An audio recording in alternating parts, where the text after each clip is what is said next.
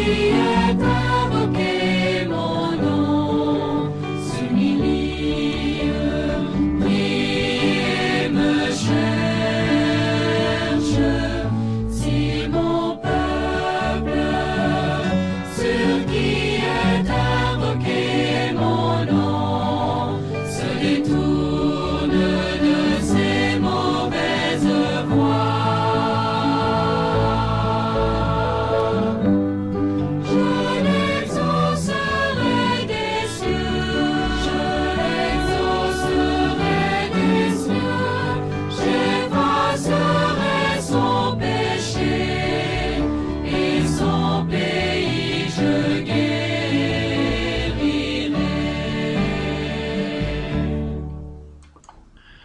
Bien le bonjour chez vous. Soyez tous les bienvenus dans notre monde de la spiritualité. Le titre du message aujourd'hui est bien simple, c'est pour vous, là, qui était Jésus? Pour vous, là, qui était-il? Un jour, Jésus demanda à ses disciples cette question. Qui suis-je au dire des hommes? Ils répondirent Jean-Baptiste, d'autres disaient Élie, certains disent que tu es un prophète. Et là-dessus, Jésus leur dit, mais pour vous, qui dites-vous que je suis? Alors l'apôtre Pierre, qui était le porte-parole de ses disciples, lui répondit, tu es le Christ, le Fils du Dieu vivant. Tu es le Christ, le Fils du Dieu vivant. En Marc 8, 27. Vous savez, le Seigneur aimait entretenir ses proches sur le royaume de Dieu. Et pour bien leur faire comprendre ce royaume duquel ils n'avaient qu'une idée imprécise et souvent erronée, Jésus puisait à deux mains des illustrations dans la nature, dans les événements et les circonstances de la vie quotidienne. Tantôt, il parle d'un laboureur ou d'un semeur en Matthieu 13, 4. Tantôt d'une scène d'un marché public. Tantôt d'une infime graine de moutarde ou de sénévé. Et dans mon texte, il se sert de l'opinion publique, c'est-à-dire du qu'en dira-t-on, du commérage sur lui. Et il instruit ses disciples sur sa personne en leur posant une double question. La première est générale et impersonnelle. Qui dit-on que je suis? Et la deuxième, elle est précise et personnelle. Et vous, en ce qui vous concerne, qui dites-vous que je suis? Dans la première, il les interroge sur les autres, et dans la deuxième, il les interroge sur eux-mêmes. On voit, d'après différentes réponses, que les opinions variaient. Pour les uns, il était Jean-Baptiste. C'était en tout cas l'opinion d'Hérode qui l'avait fait décapiter, et même sa tête avait été apportée sur un plateau, et depuis ce jour, les ombres du remords peuplèrent les nuits d'Hérode. Sa conscience le poursuivait, et il se mit à voir dans ses rêves le spectre de Jean-Baptiste qui le hantait partout. Et lorsqu'il entendit parler de quelqu'un qui annonçait le royaume de Dieu de façon puissante par des miracles, il crut que Jean-Baptiste était ressuscité d'entre les morts. Hérode et d'autres avec lui croyaient que Jésus était une sorte de réincarnation de Jean-Baptiste en Luc 9, 9.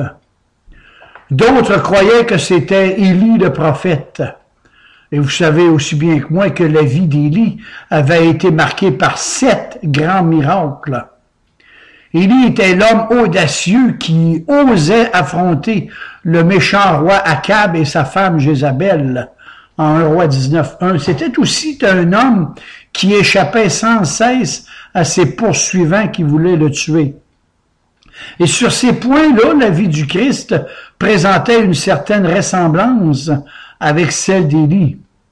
Il était facile de les prendre l'un pour l'autre, d'autant plus que la dernière prophétie de l'Ancien Testament disait qu'Élie devait revenir. Et ça, vous allez retrouver ça en Malachie 3, 23, en Matthieu 17, 9 à 13, Luc 1, 17. En d'autres termes, Jean-Baptiste a accompli son ministère avec l'esprit et la puissance d'Élie. Mes amis, je vais vous dire une chose que bien des chrétiens ignorent. Le latin dit « scriptura sacra suis et puis enterprise », c'est-à-dire que la Bible s'interprète par elle-même dans toute son unité et dans toute sa logicité. Écoutez les sermons numéros 62 et 68, la logicité et l'unité de la Bible sur Denis Doyon YouTube. Et pour d'autres, certains disaient que Jésus était simplement un prophète de plus.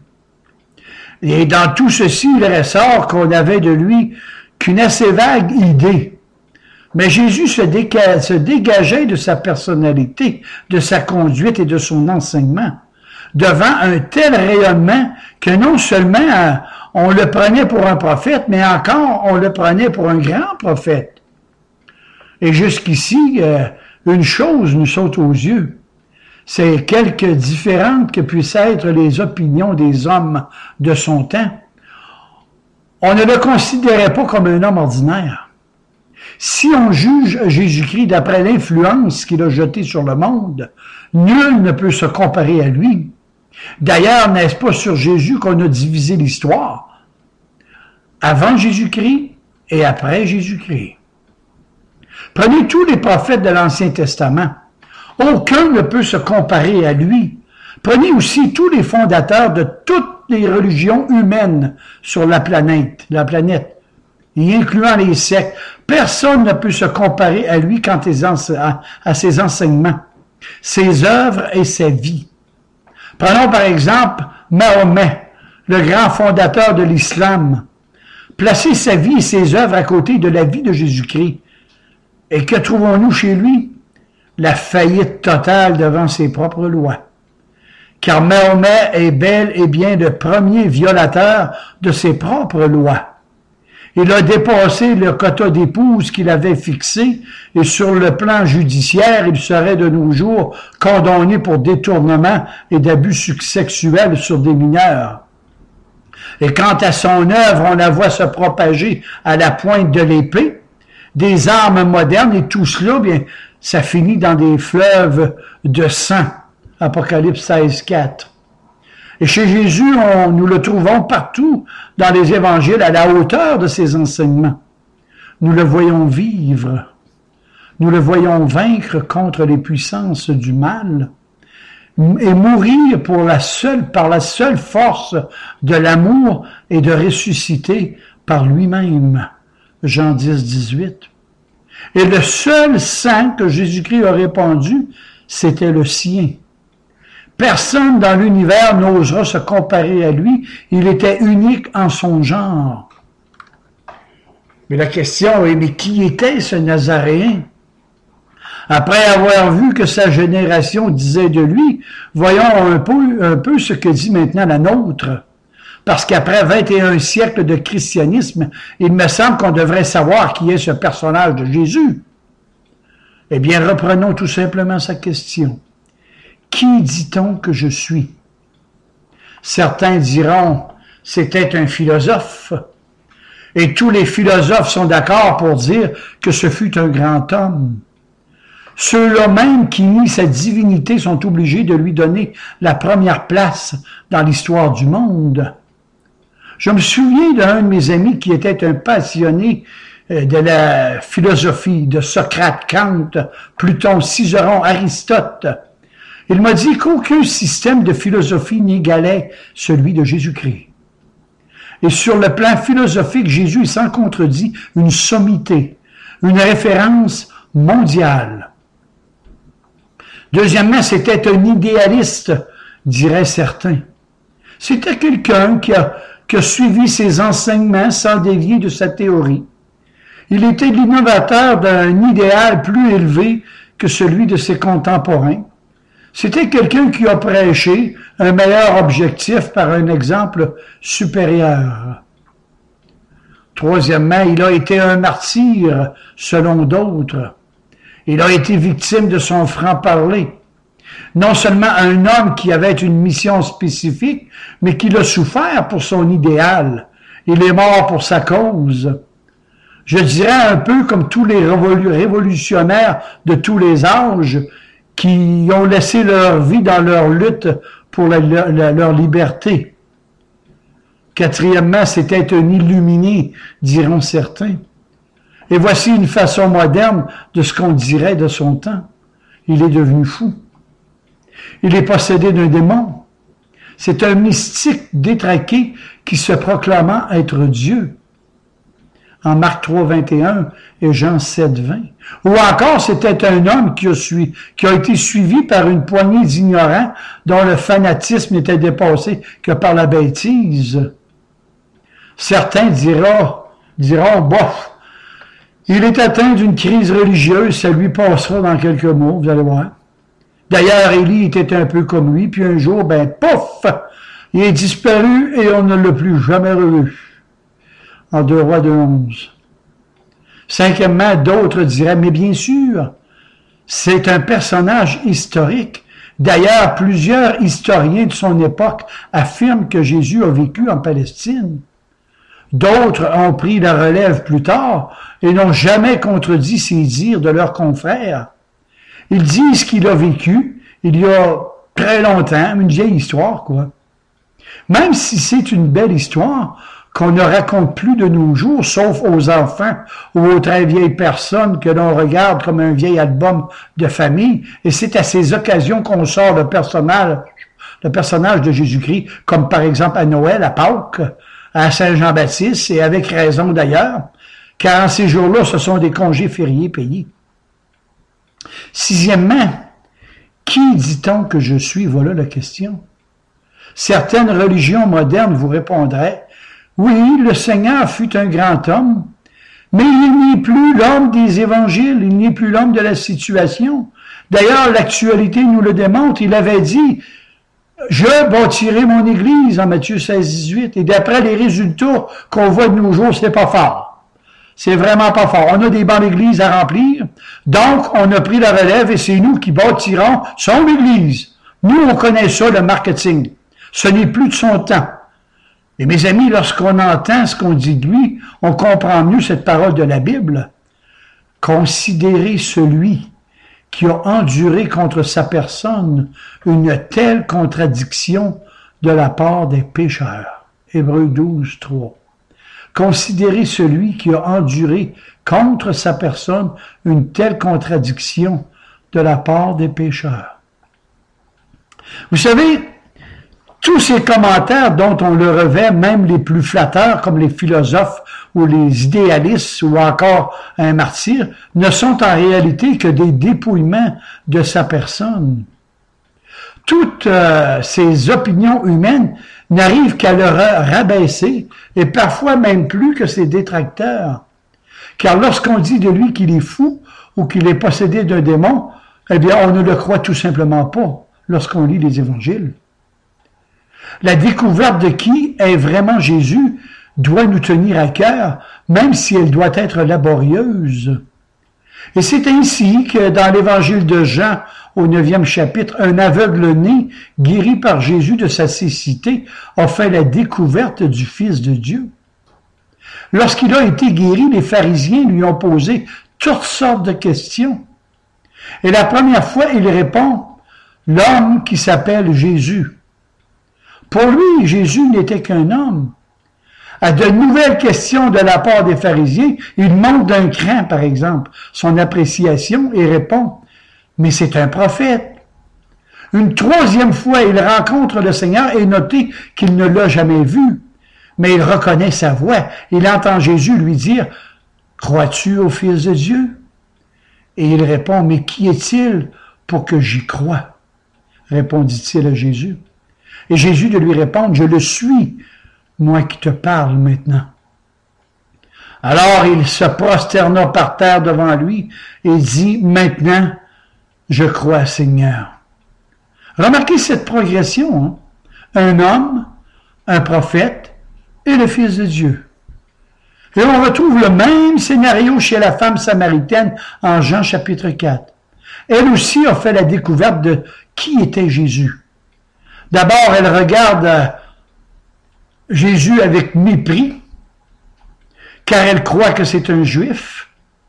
Puis elle lui dit, « Seigneur, je vois que tu es un prophète. » Et peu de temps après, elle saluera en lui le Messie. Notez-le, un homme, plus qu'un homme, un prophète, plus qu'un prophète. Maintenant, il est le Fils de Dieu, le Messie promis, le Sauveur du monde, le Sauveur de son âme. Et mes amis, sur ce sujet, je vous propose le sermon numéro 33 sur la Samaritaine. Le numéro 33, la Samaritaine. Vous allez être bénis en écoutant ce message-là. Je vais vous parler un peu de ma conversion. Je n'ai pas l'habitude, mais je me souviens de mes premières semaines qui ont suivi ma conversion, opérée par la grâce de Dieu dans mon cœur. De par moi-même, jamais je ne me serais reconnu comme étant un misérable pécheur perdu et sans ressources. J'étais un peu comme cet aveugle dont je viens vous parler. Sinon pire, car j'étais spirituellement mort, me dit la Bible, Éphésiens 2:1. Cet aveugle a été sauvé de sa cécité, autant physique que spirituelle, par la grâce de Dieu. Et en plus, il ne connaissait aucunement l'auteur de son bonheur. C'est la grâce de Dieu qui m'a fait réaliser mon état de perdition, et tout cela sans rien demander à Dieu. C'est lui, Jésus, qui, à mon insu, s'est manifesté en moi. Ésaïe 65 et le verset 1. Ça vaut la peine de lire celui-là, mais il y en a bien d'autres aussi. Je ne comprenais rien de ce qui se passait à l'intérieur de mon cœur. Et tout a été progressif dans ma compréhension de l'auteur de mon salut. À ce que je me souvienne, cela remonte à mon enfance, d'où mon père avait reçu un jour de la part d'un prêtre catholique un exemplaire du Nouveau Testament. Et arrivé à la maison, il l'a jeté au sous-sol afin de s'en servir pour allumer notre fournaise à bois. Mais je l'ai ramassé, je l'ai caché sous mon matelas, et souvent je lisais ces textes, et sans comprendre évidemment. À l'époque, j'avais environ une dizaine d'années, et je raffolais des textes de Matthieu 24 et de l'Apocalypse, sans comprendre. Mais des années plus tard, j'avais toujours ce petit livre. Et sur la page couverture, il était écrit, avec un portrait du Seigneur, « Faites ceci et vous vivrez ». Vous savez, je n'ai jamais été rebelle aux choses de Dieu. Mais une chose me tracassait toujours. Comment un homme peut-il accomplir tous les commandements de Dieu sans jamais pécher? La couverture de mon petit livre disait « Faites ceci et vous vivrez ». Mais son contenu disait « Croyez et non faire ». Un jour, tout s'est illuminé en moi par la grâce de Dieu. Il y avait en moi de quoi de complètement nouveau. J'avais maintenant deux natures en moi, deux personnalités, ce dont je ne possédais pas antérieurement. Désormais, il y avait en moi un combat spirituel, en Romains 7 et les versets 14 à 25. En moi, il y avait deux personnalités, une qui était charnelle et l'autre spirituelle. Donc, avant ma conversion, je ne possédais qu'une seule nature pécheresse. Et maintenant, je suis devenu un saint qui lutte tous les jours avec le péché qui me pousse à faire ce que je ne veux pas. La connaissance de Jésus-Christ ne s'est pas faite sans une lutte acharnée, n'oubliez pas ça, là. Ma première nature s'est débattue, si je peux prendre l'expression que vous avez, comme un diable dans l'eau bénite. Que de fois j'ai trébuché dans ma vie. Que de fois j'ai laissé la main de Jésus pour faire moi-même mon propre solo. Et que de fois je suis revenu vers mon papa, vers mon père, dans les larmes de l'humiliation. Et qu'à chaque fois il m'accueillait avec tendresse, sans reproche, et heureux que je revienne dans ces deux grands bras amoureux. Mes amis, je n'entrerai pas dans tous les détails de cette opération divine dans mon cœur. J'en aurais pour une dizaine d'heures là-dedans. Mais une chose que je sais, c'est que seul le Dieu suprême, le maître de l'univers, détenait le pouvoir de me sauver. Et pourquoi est-ce qu'il me fallait toujours, instinctivement, spirituellement parlant, aller aux pieds de Jésus plutôt qu'à toute autre religion? Cela démontre à quel point j'étais ignorant de Dieu en qui je croyais.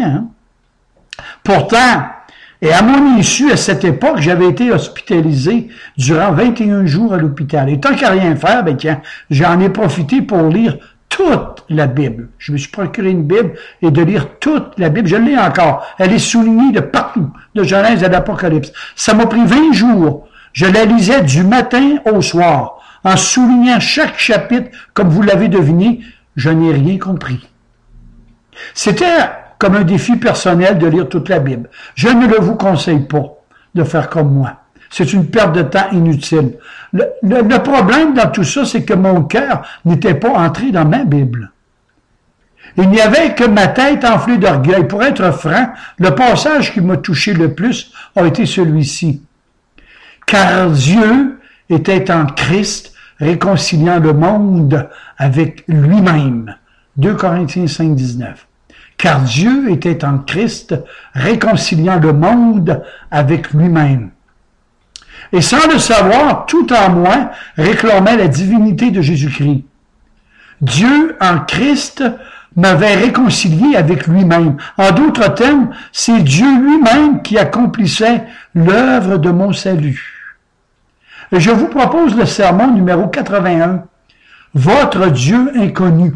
Et vous allez tout comprendre ce que je vous dis. Et voyons ce qu'ils ont dit. Mon texte dit que Jésus se tourna vers ses disciples et à brûle-pourpoint leur posa cette question. Et vous, qui dites-vous que je suis? Et pour ma part, je crois qu'ils ont dû sursauter, car ils ne s'attendaient pas à cette question, car s'il est facile de rapporter une rumeur publique, il est moins facile de faire une confession personnelle. Et Pierre se fit le porte-parole de tous et dit à Jésus, tu es le Christ, le Fils du Dieu vivant. Matthieu 16, 16. Cette réponse, manifestement inspirée du ciel, était différente des autres. Ils avaient fait la découverte de qui était Jésus. Ils avaient de lui la plus haute opinion possible. Il n'était plus qu'un homme, plus qu'un prophète. Il était le divin Fils de Dieu. Mes amis qui m'écoutez aujourd'hui, et vous, qu'en dites-vous? Mais le Seigneur, au-delà de ses disciples, s'adresse à chacun de vous aujourd'hui et vous pose cette même question. Qui dites-vous que je suis? Vous savez, il n'est pas suffisant de citer l'opinion des autres, ni même l'opinion de l'apôtre Pierre qui a répondu « Tu es le Fils de Dieu ». Tôt ou tard, votre attitude envers lui doit devenir une attitude personnelle. Si ce n'est pas dans cette vie, ce sera sûrement dans l'autre. Alors, qui dites-vous qu'il est? Peut-être que l'un de vous pourrait me répondre, mais en quoi que cela peut m'affecter? Quelles répercussions cela peut-il avoir dans ma vie? Et laissez-moi vous dire bien honnêtement que si vous croyez que Jésus est un homme, un prophète ou le Fils de Dieu, et vous avez raison, car une croyance purement intellectuelle ou historique n'affectera jamais votre vie. Vous pouvez avoir de Jésus-Christ la plus haute conception qui soit, et cela ne changera rien à votre genre de vie. D'ailleurs, à notre siècle, presque tout le monde sait qui est Jésus-Christ, qu'il est le Fils de Dieu. Je parle dans mon pays, là. Et pourtant, cela ne change rien dans l'état de ce monde. Regardez le monde autour de vous. Regardez-les aller, vous allez voir. Tous ceux qui, dans mon pays, sont en prison, presque tous ont été baptisés au nom du Père, du Fils et du Saint-Esprit, sans que leur vie soit marquée d'un changement de cœur profond. Mais il faut le dire aussi, la confession de Pierre ne venait pas de lui. Hein? Elle venait directement de Dieu, le Saint-Esprit, qui l'a révélé à Pierre en Matthieu 16, 17.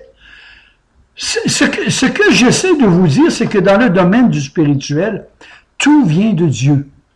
C'est lui qui est l'auteur de votre salut, de l'alpha à l'oméga.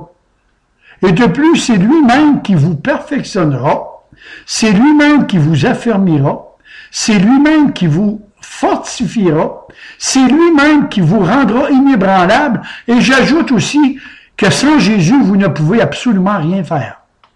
1 Pierre 5, 10, Jean 15, 5, Éphésiens 2, 8. Pourquoi que vous ne pouvez rien faire? Tout simplement parce que ma Bible me dit que nous étions des morts vivants, spirituellement parlant. Et à ce que je sache, un mort, la seule chose qu'il peut faire, c'est de se faire enterrer pour les autres. savez, lors des appels évangéliques qui vous disent « Levez la main, avancez-vous en avant », écoutez, vous êtes morts spirituellement, qu'ils disent la vérité, qu'ils aillent jusqu'au bout. Et si la grâce de Dieu n'était pas intervenue dans vos cœurs, oublions même le rêve, l'idéologie d'accepter le Seigneur dans nos cœurs, comme disent certains qui sont en quelque part les assassins de la grâce. Je le répète, ce sont des assassins de la grâce de Dieu. La Bible dit que ce n'est pas vous qui avez accepté le Seigneur, mais bel et bien lui qui vous accepte. C'est Dieu qui vous a choisi. C'est Dieu qui a choisi ses enfants avant même la fondation du monde. Éphésiens 1:4, Galates 4:8, Jean 17, 1-26. Vous allez voir, la prière de Jésus sacerdotale, elle dit tout. C'est Dieu qui vous a choisi, c'est pas vous. Vous étiez morts. C'est lui qui a choisi son peuple. C'est Jésus qui a choisi ses apôtres, ces élus qui étaient déchus dans leur péché. Je parle de ceux qui se disent chrétiens, là. C'était des élus déchus dans leur péché. Ce sont eux qui avaient besoin d'un sauveur. Comprenez-vous ce que je vous dis? Pas les autres. Ce sont eux qui avaient besoin d'un sauveur, pas les autres. La Bible dit qu'il y a deux personnes dans ce monde. Il y a d'une part les enfants de Dieu et de l'autre côté les enfants, allez dites-le, les enfants du diable. Mes amis, ce que je viens de vous dire, ce n'est pas prêché dans bien des églises de type évangélique. Cette doctrine de l'élection a été mise à l'index par l'ignorance. Osée 4:6 nous dit « Mon peuple périt parce qu'il lui manque de la connaissance de Dieu ».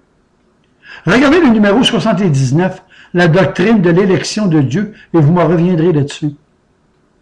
Quelqu'un a dit que pour connaître quelqu'un, il suffit de connaître ce qu'il adore. Parce que ce qu'il adore va façonner sa vie à son image. Les païens ont fractionné l'unité de Dieu en des dieux multiples qu'ils adorent, ont une vie déréglée qui est le reflet de ce qu'ils croient. Moi, je vous dis, dites-moi ce qu'un homme croit et je vous dirai ce qu'il peut faire. Premièrement, prenons les animistes. Ces gens adorent des esprits qu'il faut apaiser à tout prix. Et ce qu'ils croient façonne leur vie qui sont pétris de crainte. Ce sont des gens qui prétendent avoir des visions, des apparitions. Ils parlent un langage, une drôle de façon, que parlent en langue, comme ils disent. Ils font des guérisons psychosomatiques et imposent leurs mains miraculeuses aux premiers venus. Et là, j'en passe. Les gens de cette secte ont souvent mixé les spiritueux avec le spirituel, et voilà le résultat. Leur cœur n'a jamais été transformé par le Dieu des gloires. Ces gens ont reçu le don de l'exagération de leur propre glorification, et s'il leur était possible, ils se canoniseraient eux-mêmes. Deuxièmement, prenons les satanismes. Regardez les traits du visage de ces adorateurs du diable. Leur physionomie porte des marques démoniaques de la perversité. Leur slogan se résume à ces simples mots. Peu importe ce que l'on croit, pourvu que l'on croit. 1 Jean 3:10. Mes amis, de mon temps, il y a un nouvel évangile qui s'introduit subtilement dans les milieux évangéliques. Ils ont les mêmes termes bibliques que nous, mais avec un sens différent, une signification différente. Leur nouvelle croix, là, ne tue plus le pécheur, elle le réoriente. 1 Corinthiens 7:23. L'ego se sent plus acceptable, l'orgueilleux se glorifie, l'amateur de sensations spirituelles peut jouir d'une vie abondante, l'extroverti s'empresse à se déclarer pour Christ, mais seulement en présence de ceux qui pensent et croient comme lui. Il y a aussi ceux qui se proclament athées, mais ils ne savent pas que ça prend de la foi pour ne croire à rien. Car dans le fond, on a toujours une idole duquel nous plions les genoux de notre cœur devant elle. Ces gens s'adorent eux-mêmes et parviennent à leur propre glorification jusqu'à la démesure de l'orgueil et de l'égoïsme.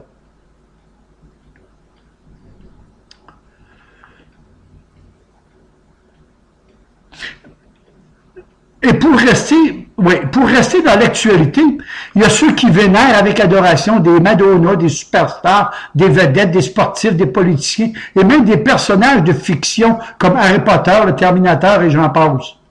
Et dans ma jeunesse, il y avait aussi d'autres idoles, mais ces dernières furent dépassées par celle-là. Il faut bien qu'elles évoluent aussi, n'est-ce pas?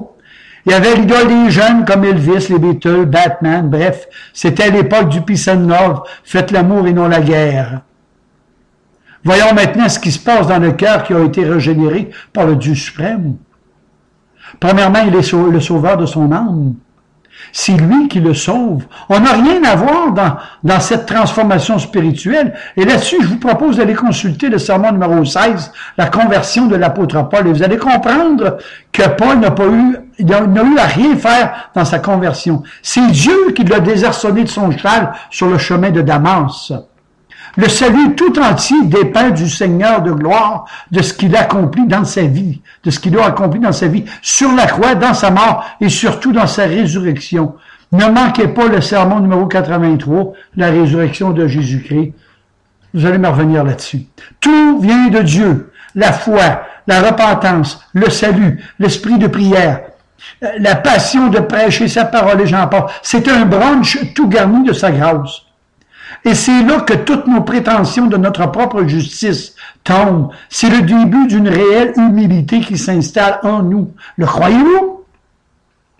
Il devient notre Seigneur, il devient notre Maître. C'est lui qui décide. C'est lui qui choisit les circonstances et les événements de nos vies. On ne dit plus que ma volonté soit faite. Non, on prie, on hurle à ses pieds que ta volonté soit faite dans les moindres petits détails de ma vie. Et que je puisse te reconnaître, Seigneur, dans toutes les voies que tu places devant moi, papa. Proverbe 3:6. En fait, je me laisse conduire par lui intérieurement, par ce qui honorera le mieux. Et celui qui est devenu mon sauveur et mon Seigneur, qui en quelque part je le représente, je suis son ambassadeur. Hein? 2 Corinthiens 5, 17 à 21. Je dis oui, Jésus, et sans que j'entende des voix mystiques, comme certains, lui seul me donne des conseils par le moyen de sa parole ou par les événements et les circonstances de ma vie. Et c'est vrai aussi pour vous, mesdames. Lorsque vous avez besoin d'une belle robe, vous pouvez vous inspirer de la Samaritaine que je vous ai conseillé d'aller écouter. Demandez-le au Seigneur et je suis assuré qu'il vous donnera son avis. Vous entendrez au fond de votre conscience sa douce voix qui vous dira, mais ma petite fille, celle qui a l'air de te plaire, cette robe, elle est taillée avec si peu de tissu. Et si elle rétrécit encore au lavage, tu ne seras pas bien vêtu en modestie, mais bien déshabillé. Regarde de l'autre côté, regarde cette classe, cette décence, c'est celle-là qui t'ira le mieux. Ne crois-tu pas? 1 Timothée 2,9. Voyez-vous, le Seigneur a créé la femme et il sait mieux que quiconque ce qu'elle ne fait pas, elle, un objet de convoitise. Il est meilleur couturier que Yves Saint-Laurent ou de Coco Chanel. C'est vrai aussi pour l'achat d'une maison ou d'une voiture ou pour le choix d'un ami ou d'un conjoint ou d'une conjointe. Oui, le Seigneur peut et veut être consulté dans les moindres petits détails de nos vies. D'ailleurs, il est écrit, c'est la bénédiction de l'Éternel qui enrichit et il n'y ajoute aucune peine. Proverbe 10, 32. Troisièmement, Jésus-Christ devient le bien-aimé de nos âmes, tel que la Bible nous le présente dans le Cantique des Cantiques. Il est comme un pommier au milieu des arbres de la forêt. Tel est mon bien-aimé, et j'ai désiré m'asseoir à son ombre, et son fruit est doux à mon palais. La bannière qu'il déploie sur mon cœur, c'est l'amour. C'est lui, Jésus, qui aura toujours la première place dans toutes mes affections. Personne ne viendra y supplanter la place qu'il occupe, comme c'est écrit, afin d'être tout en premier. Colossiens 1,18. Et je puis vous assurer que lorsque de tout notre cœur, on croit en Jésus-Christ comme étant notre Sauveur, notre Seigneur, notre bien-aimé, notre vie change et se façonne à son image, Romains 12,2. Je crois qu'en notre siècle de dérèglement, la question qu'il faut se poser n'est plus tellement « Qui dites-vous que je suis ?» Tous ceux et celles qui m'écoutent en ce moment savent que le Seigneur Jésus-Christ est le seul Sauveur et surtout le Fils de Dieu. Mais vous qui m'écoutez, comment le dites-vous? De votre tête ou de votre cœur? Ma Bible me dit, si tu crois dans ton cœur et que tu le témoignes de ta bouche, tu seras sauvé. Et j'ajoute par sa grâce, Romains 19. Chacune de vous aujourd'hui, enfin je l'espère, croyez avec votre tête. Et ce que Dieu veut pour vous, c'est pour que vous soyez sauvés, c'est que cette croyance que vous avez dans la tête, qu'elle descende donc juste de 30 cm plus bas, c'est-à-dire directement dans votre cœur. Si cela est confus pour vous, bien, allez dans votre chambre ce soir, fermez la porte, à genoux au pied de votre lit, parlez-en à Jésus-Christ, et lui fera le reste. Et là-dessus, je mets un Amen, et que le Seigneur vous garde.